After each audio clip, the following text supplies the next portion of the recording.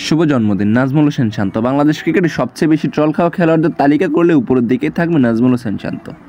ক্যারিয়ারের শুরুতে ধীরগতির খেলা, সহজ সুযোগ মিস করা, এসব কারণে তিনি সোশ্যাল মিডিয়ার ট্রলের মুখোমুখি হয়েছেন অসংখ্যবার। কিন্তু শান্তর গল্প এখানেই শেষ নয়। হয়তো তার নামের সাথে ট্রল জুড়েছিল, কিন্তু নীরবে তিনি নিজের ব্যাট দিয়ে লড়ে গেছেন।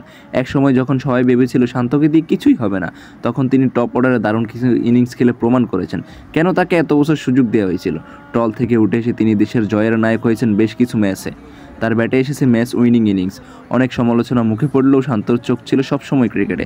তবে বাস্তবতা হলো আজকের দিনে শান্ত আবার জাতীয় দলের বাইরে, এক সময়কার ভরসা আজ আবার সংগ্রামের পথে। কিন্তু এখানেই শান্ত আলাদা। তিনি জানেন ক্রিকেটে ফিরে আসতে হলে নতুন করে লড়াই করতে হবে, আরও ভালো পারফরমেন্স দিয়ে নিজেকে প্রমাণ করতে হবে। বাংলাদেশ ক্রিকেট ইতিহাস বলছে যে খেলোয়াড় বারবার পড়ে গিয়েও উঠে দাঁড়ায়, সেই খেলোয়াড়ই একদিন বড় নায়ক হয়। শান্তর কাছে ভক্তদেরও সেই বিশ্বাস আছে, তিনি আবার ফিরবেন, আবার রান করবেন। আর যারা একদিন তাকে নিয়ে ট্রল করতো তারাই আবার হাততালি দেবেন। আজ জন্মদিনে কোটি ভক্তের প্রার্থনা, মাঠে ফিরে এসো শান্ত, আবার জ্বলে উঠুক তোমার ব্যাট। আর প্রমাণ করো ট্রল নয়, তুমিই বাংলাদেশ ক্রিকেটের গর্ব। শুভ জন্মদিন নাজমুল হোসেন শান্ত।